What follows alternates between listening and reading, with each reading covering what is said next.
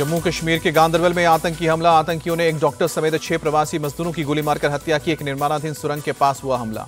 हमले के बाद सुरक्षा बलों ने की इलाके की घेराबंदी। आतंकियों की तलाश में सर्च ऑपरेशन जारी। गांदरबल में हुए आतंकी हमले पर सीएम उमर अब्दुल्ला ने जताया दुख। कहा कि हमले की करता हूं कड़ी निंदा। सीएम उमर अब्दुल्ला ने लिखा कि स्थानीय और गैर स्थानीय कई मजदूर हुए हैं घायल। गंभीर रूप से घायलों को श्रीनगर के SKIMS में कराया गया भर्ती। जम्मू कश्मीर के LG मनोज सिन्हा ने भी हमले की निंदा की। कहा कि आतंकवादियों को चुकानी पड़ेगी भारी कीमत। मनोज सिन्हा ने लिखा कि आतंकियों को बख्शा नहीं जाएगा। जम्मू कश्मीर पुलिस, सेना और सुरक्षा बलों को दी गई है पूरी आजादी। गृह मंत्री अमित शाह ने आतंकी हमले को बताया कायरतापूर्ण। कहा कि आतंकियों को कड़ी प्रतिक्रिया का सामना करना पड़ेगा। कांग्रेस महासचिव प्रियंका गांधी ने हमले को बताया निंदनीय। कहा कि इस घटना के खिलाफ पूरा देश एकजुट है। महाराष्ट्र चुनाव के लिए बीजेपी ने पहली लिस्ट जारी की। 99 उम्मीदवारों का ऐलान किया। नागपुर साउथ वेस्ट से देवेंद्र फडणवीस को उतारा। आज महाविकास अघाड़ी की होगी संयुक्त प्रेस वार्ता। सीट फॉर्मूले की हो सकती है घोषणा। उम्मीदवारों के नाम का भी ऐलान संभव। सीट बंटवारे पर कांग्रेस की तरफ से हो रही है देरी। उद्धव ठाकरे के खफा। आज शाम तक कांग्रेस के जवाब का करेंगे इंतजार। जवाब आया तो ठीक है, नहीं तो अपनी पहली लिस्ट जारी करेंगे। सीटों के बंटवारे पर बोले एनसीपी शरद गुट के नेता अनिल देशमुख। महाविकास अघाड़ी में कोई विवाद नहीं है। शिवसेना और कांग्रेस की बैठक हुई है। अनिल देशमुख ने कहा कि बहुत सारी सीटों पर हो चुका है फैसला। एक बार फिर चर्चा के बाद कुछ सीटों की सूची जारी करेंगे। झारखंड और महाराष्ट्र के लिए कांग्रेस EC की बैठक आज शाम 5 बजे होगी। बैठक में नाना पटोले, बाला साहब थोराट समेत कई नेता शामिल होंगे।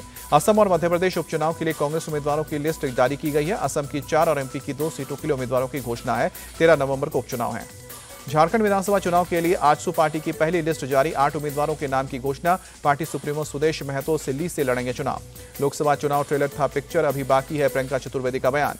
शिवसेना UBT को कांग्रेस ने दिया झटका। प्रवक्ता किशोर कन्हारे कांग्रेस में शामिल हुए।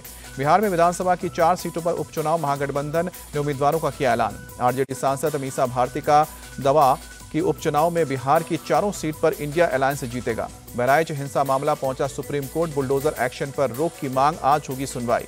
इलाहाबाद हाई कोर्ट का बड़ा फैसला। बहराइच में बुलडोजर एक्शन पर 15 दिन तक लगाई गई रोक। बुलंदशहर में नुपुर शर्मा का बयान। बोले कि बटेंगे तो कटेंगे। बहराइच में रामगोपाल मिश्रा की मौत के बाद योगी सरकार की कार्रवाई का समर्थन किया।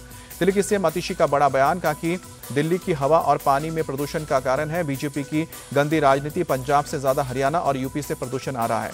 CM आतिशी के बयान पर मुख्यमंत्री नायब सिंह सैनी का पलटवार। कहा कि अपनी गलतियां दूसरों पर मढ़ने की आप सरकार की आदत। CM नायब सिंह सैनी ने पूछा दिल्ली सरकार से सवाल है यमुना एक्शन प्लान के नाम पर दिए गए 6000 करोड़ रुपए दिल्ली सरकार ने उन पैसों का क्या किया। CM आतिशी पर UP के मंत्री दयाशंकर सिंह का निशाना। कहा कि अपनी गलतियां छिपाने के लिए दिल्ली के CM और उनके मंत्री बोलते हैं झूठ।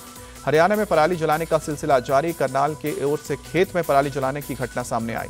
वाराणसी में आज शंकरा आई हॉस्पिटल का PM ने उद्घाटन किया। 6700 करोड़ रुपए के विकास परियोजनाओं का उद्घाटन और शिलान्यास भी हुआ। PM ने रीवा एयरपोर्ट का भी वर्चुअली उद्घाटन किया। रीवा एयरपोर्ट से 19 सीटर 2 फ्लाइट्स उड़ेंगी। त्योहारों से पहले वाराणसी में विकास का त्यौहार मनाया जा रहा है। PM मोदी का बयान।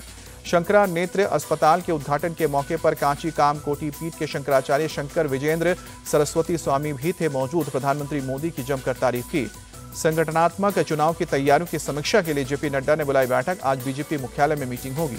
पश्चिम बंगाल की मुख्यमंत्री ममता बनर्जी ने जूनियर डॉक्टर्स को आज नवान्नों में मिलने के लिए आमंत्रित किया। इससे पहले प्रदर्शनकारी डॉक्टर्स ने सरकार को 72 घंटे का अल्टीमेटम दिया था।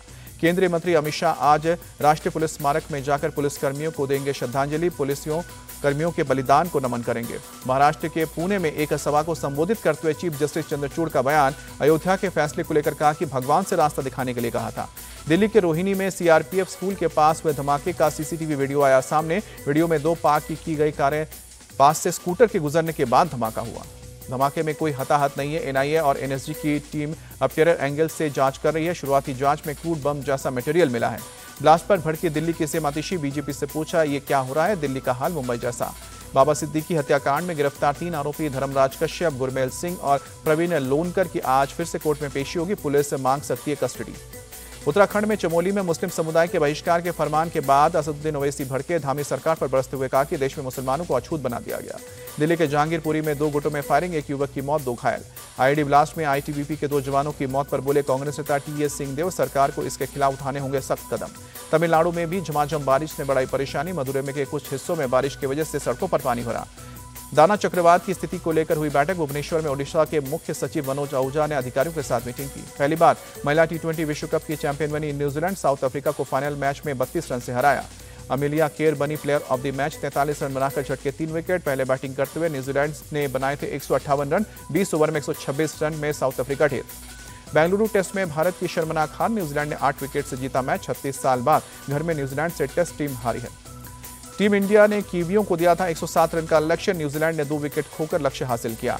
मैच हारने के बाद बोले कप्तान रोहित शर्मा, खेल में ऐसा होता रहता है, हम आने वाले मैच पर फोकस करेंगे।